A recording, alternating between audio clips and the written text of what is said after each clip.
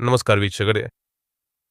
ನಾಳೆಯನ್ನ ಬರುವಂತಹ ಮುಕೋಟಿ ದ್ವಾದಶಿ ಅಂತ ಹೇಳ್ತಾರೆ. ಮುಕೋಟಿ ದ್ವಾದಶಿ ಅಂದರೆ 33 ಕೋಟಿ ದೇವರು, ಅಂದರೆ ಏಕಾದಶ ರುದ್ರರು, ಅಷ್ಟಾವಸುಗಳು, ದ್ವಾದಶ ಆದಿತ್ಯರು ಮತ್ತು ಅಶ್ವಿನಿ ಕುಮಾರ ಪ್ರಜಾಪತಿ ವಷಟ್ಕಾರ ಅಂತ ಕೂಡ ಹೇಳ್ತಾರೆ. ಇವರು ನಾಡಿನ ದಿನ ಸ್ವಾಮಿ ಪುಷ್ಕರಣಿ ಅಂದರೆ ತಿರುಮಲ ದೇವಾಲಯದ ಪಕ್ಕದಲ್ಲಿರುವ ಸ್ವಾಮಿ ಪುಷ್ಕರಣಿ ನದಿಯಲ್ಲಿ ತೀರ್ಥ ಸ್ನಾನಕ್ಕೆ ಬರ್ತಾರೆ ಅಂತ ಹೇಳ್ತಾರೆ. ಹಾಗೆ ನಾವು ನಮ್ಮ ಹತ್ತಿರದಂತಹ ಯಾವ ದೇವಾಲಯಗಳು ಕೆರೆ ಸ್ನಾನ ಮಾಡುವುದು ಅಥವಾ ನಮ್ಮ ದೇವಾಲಯದ ಬಳಿ ಎಲ್ಲಿ ಅದ್ರ ಕೆರೆ ಇದ್ರೆ ಆ 33 ಕೋಟಿ ದೇವತೆಗಳ ಸ್ಮರಣೆಯನ್ನ ಮಾಡಿ ಅದರಲ್ಲಿ ಒಂದು ಮಿಂದು ಹೇಳುವಂದು, ಹಾಗೆ ನಮ್ಮ ಸಂಧ್ಯಾವಂದನಾದಿಗಳನ್ನು ಮಾಡುವಂತಹ ಒಂದು ಪವಿತ್ರ ದಿನ ಇದಕ್ಕೆ ಮುಕೋಟಿ ದ್ವಾದಶಿ ಹೇಳ್ತಾರೆ. ಇದು ಬರುವುದು ಯಾವುದಂದ್ರೆ ಮಾರ್ಗಶಿರ ಶುದ್ಧ ದ್ವಾದಶಿ ಎಂದು, ಅಂದ್ರೆ ನಾಳಿನ ದಿನ ಬರುತ್ತದೆ. ಇದು 33 ಕೋಟಿ ದೇವತೆಗಳು ಬರುವಂತಹ ದಿನ. ಈ ಬಾರಿ ಡಿಸೆಂಬರ್ 12ಕ್ಕೆ ಬರ್ತಾ ಇದೆ, 2024 ಡಿಸೆಂಬರ್ 12. ಇದು ಯಾವ ವಿಷ್ಣು ಕ್ಷೇತ್ರಗಳಿದ್ರೆ ಅಲ್ಲಿಗೆ ಹೋಗಿ ನೀವು ದರ್ಶನ ಮಾಡಿ ದೇವರ ದರ್ಶನ ಮಾಡುದು. ಹಾಗೆ ನಿಮ್ಮ ಹತ್ತಿರದಲ್ಲಿ ಎಲ್ಲಾದ್ರೂ ಕೆರೆ ನದಿ ಏನಾದ್ರು ಇಲ್ಲ ಅಂತ ಇದ್ರೆ ಮನೆಯಲ್ಲೇ ಒಂದು ನೀರನ್ನ ತುಂಬಿಸಿಟ್ಟು ಅದರಲ್ಲಿ ಗಂಗಾದೇವಿಯನ್ನ ಸ್ಮರಣೆ ಮಾಡಿ ಮುಕ್ಕೋಟಿ ದೇವತೆಗಳನ್ನ ಸ್ಮರಣೆ ಮಾಡಿ ಒಂದು ಸ್ನಾನ ಮಾಡುವಂತಹ ಒಂದು ಸಂಪ್ರದಾಯನ ನೀವು ಮಾಡಬಹುದು. ಇವರಕ್ಕೆ ಒಂದು ವಿಶೇಷವಾದ ಒಂದು ಅಂಬರೀಷ್ ಮಹಾರಾಜರ ಒಂದು ಕಥೆ ಇದೆ. ಏನಂದ್ರೆ ಅಂಬರೀಷ್ ಮಹಾರಾಜ ಒಬ್ಬ ಮಹಾವಿಷ್ಣು ಭಕ್ತನಾಗಿದ್ದ. ಅವನಿಗೆ ಮೋಕ್ಷದ ಏಕಾದಶಿ ಅಂದರೆ ಗೀತಾ ಜಯಂತಿ ಎಂದು ಬರುವಂತಹ ಏಕಾದಶಿಯನ್ನ ಆಚರಣೆ ಮಾಡ್ತಾ ಇದ್ದ. ಇದನ್ನು ಜಗತ್ತಿಗೆ ಅವನ ಒಂದು ಮಹಾನತೆಯನ್ನು ತಿಳಿಸ್ಲಿಕ್ಕೋಸ್ಕರ ದುರ್ವಾಸ ಮುನಿಗಳು ಆ ದಿನ ಒಂದು ಬರ್ತಾರೆ, ಅಂದ್ರೆ ಟೆಸ್ಟ್ ಮಾಡ್ಲಿಕ್ಕೋಸ್ಕರ. ಹಾಗೆ ಅಂಬರೀಷ್ ಮಹಾರಾಜ ದ್ವಾದಶಿ ವ್ರತ ಅಂದರೆ ಏಕಾದಶಿ ಆದ ಕೂಡಲೇ ಮರುದಿನ ಒಂದು ಸೂರ್ಯೋದಯ ಆದ್ಮೇಲೆ ನಿತ್ಯ ಕಗಳನ್ನ ಮಾಡಿ ಸಂಧ್ಯಾವಂದನೆಯನ್ನು ಮಾಡಿ ದೇವರಿಗೆ ಅಭಿಷೇಕ ಮಾಡಿ ತೀರ್ಥವನ್ನು ತೆಗೆದು ಆ ಏಕಾದಶಿ ವ್ರತವನ್ನ ಒಂದು ಎಂಡ್ ಮಾಡುದಂತ ಹೇಳ್ತಾರೆ. ಮಾಡುದು ಒಂದು ಯಾವಾಗ್ಲೂ ಇದ್ದ ರೂಢಿ. ಆದರೆ ಈ ದಿನ ಏನಾಯ್ತು ಹೇಳಿದ್ರೆ ಅದೇ ಸಮಯಕ್ಕೆ ದುರ್ವಾಸ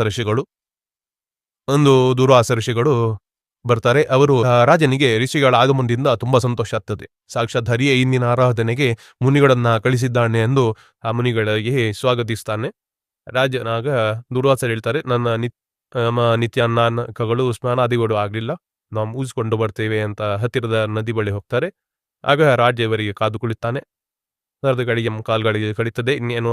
ಆದರೆ ರಾಜ ಒಂದು ತನ್ನ ನಿತ್ಯ ಏನು ಪದವಿಗಳನ್ನು ಮಾಡಬಹುದು, ಮೊದಲು ಅತಿಥಿ ಬಂದಿದ್ದಾರೆ ಅವರ ಸತ್ಕಾರವನ್ನು ಮಾಡ್ಬೇಕಂತ ಕಾಯ್ತಾ ಇದ್ದ. ಆದ್ರೆ ಇವರು ಇನ್ನೂ ಸಹ ಬೇಕಂತಲೇ ಲೇಟ್ ಮಾಡ್ತಾರೆ, ಅಂದ್ರೆ ಇವರನ್ನ ಟೆಸ್ಟ್ ಮಾಡ್ಲಿಕ್ಕೋಸ್ಕರ. ಆಗ ಅವನ ರಾಜಸ್ಥಾನದಲ್ಲಿದ್ದ ಅವರದ್ದು ಯಾರೆಲ್ಲ ಮೇಧಾವಿ ವಿದ್ವಾಂಸರಿದ್ದಾರೆ ಅವರ ಬಳಿ ಕೇಳ್ತಾನೆ ಏನು ಮಾಡಬಹುದು ಅಂತ. ಆಗ ಅವ್ರು ಹೇಳ್ತಾರೆ, ನೋಡಿ, ಎಲ್ಲಕ್ಕಿಂತ ಶ್ರೇಷ್ಠ ಏಕಾದಶಿ ವ್ರತ, ಅದನ್ನ ನೀನು ಭಂಗ ಮಾಡಬೇಡ. ಆದ್ರೆ ಅತಿಥಿಗಳಿಗೆ ಕೂಡ ಒಂದು ತಿರಸ್ಕಾರ ಮಾಡ್ಬಾರ್ದು. ಆದ್ರಿಂದ ನೀನು ಏನು ತೀರ್ಥವನ್ನ 3 ಸಲ ಒಂದು ಪ್ರಾಶನ ಮಾಡು. ತೀರ್ಥ ಪ್ರಾಶನದಿಂದ ಅವರಿಗೆ ಅತಿಥಿ ಸಂಸ್ಕಾರಕ್ಕೂ ಕೂಡ ಏನು ಸಹ ಕುಂದು ಬರುದಿಲ್ಲ. ಹಾಗೆ ನಿನ್ನ ವ್ರತ ಕೂಡ ಸಂಪೂರ್ಣ ಆಗ್ತದೆ ಅಂತ ಒಂದು ಒಳ್ಳೆ ಒಂದು ವಿಷಯನ ಅವರ ವಿದ್ವಾಂಸರು ತಿಳಿಸ್ತಾರೆ. ಅದನ್ನು ಇನ್ನೇನು ಮಾಡ್ಬೇಕಂತ ಹೇಳುವಾಗ ಅವನು ತೀರ್ಥವನ್ನ ಸೇವಿಸ್ತಿರುವಾಗಲೇ ದುರ್ವಾಸರು ಅದೇ ಟೈಮಿಗೆ ಬರ್ತಾರೆ. ಕಾದು ಕೂತ್ಕೊಂಡಿದ್ದಾಗೆ ಅವರು ಬರ್ತಾರೆ. ಅದೇ ಟೈಮಿಗೆ ಬಂದಾಗ ಅವರು ಕೋಪಗೊಂಡು, ನೀನು ಅತಿಥಿ ತಿರಸ್ಕಾರ ಮಾಡಿದ್ದಿ, ನಾವು ಬರೋ ಮುಂಚೆ ತೀರ್ಥವರಾಶನ ಮಾಡಿ ನಿನ್ನ ಇಂಜಲುವನ್ನು ನಾವು ಈಗ ಸೇವಿಸುವ ಹಾಗೆ ಮಾಡಿದ್ದಿ, ಇದು ನಾವು ನಿನ್ಗೆ ಈಗ ಶಾಪ ಕೊಡ್ತೇನೆ ಅಂತ ಕಮಂಡಲದಲ್ಲಿ ನೀರನ್ನು ತೆಗೆದಾಗ ಆ ಅಂಬರೀಷ ರಾಜರು ಏನಿದ್ದಾರೆ ಹೆದರಿ ಪರಮಾತ್ಮ ಹರಿಗೆ ಸ್ಮರಣೆ ಮಾಡ್ತಾರೆ. ನಿನ್ನದೇ ವ್ರತ ನಾನು ಮಾಡ್ತಾ ಇದ್ದೆ, ಇದಕ್ಕೆ ನೀನೇ ಕಾಪಾಡು ಅಂತ ಹೇಳಿದಾಗ ಪರಮಾತ್ಮ ಏನಿದ್ದಾನೆ ಅವನದೇನು ಸುದರ್ಶನ ಚಕ್ರ ಬರ್ತದೆ. ಸುದರ್ಶನ ಚಕ್ರ ಬಂದು ದುರ್ವಾಸರಿಗೆ ಅಟ್ಟಿಸ್ಕೊಂಡು ಬರ್ತದೆ. ದುರ್ವಾಸರು ಎದ್ರಿ ಪರಮಾತ್ಮ ಅಲ್ಲಿ ಹೋಗ್ತಾರೆ.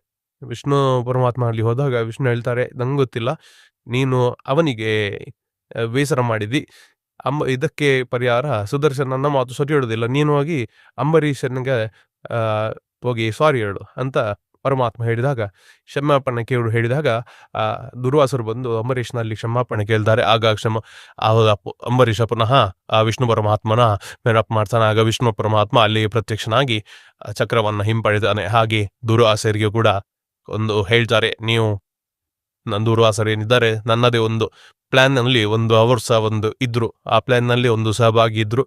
ಹಾಗೆ ಅವರಿಗೆ ಸಹ ನಿನ್ನ ಮಹತ್ವ, ನೀನು ಇನ್ನ ಒಂದು ಗ್ರೇಟ್ನೆಸ್ ಅನ್ನ ಒಂದು ಸಮಾಜಕ್ಕೆ ತೋರಿಸ್ಲಿಕ್ಕೋಸ್ಕರ ಹಾಗೂ ಎಲ್ಲರೂ ಈ ಏಕಾದಶಿಯನ್ನ ಮಾಡ್ಬೇಕು ಅನ್ನೋಗೋಸ್ಕರ ನಾನು ತಿಳಿಸ್ಲಿಕ್ಕೋಸ್ಕರ ಇದನ್ನ ಮಾಡಿದ್ದೆ ಅಂತ ಹೇಳ್ತಾರೆ.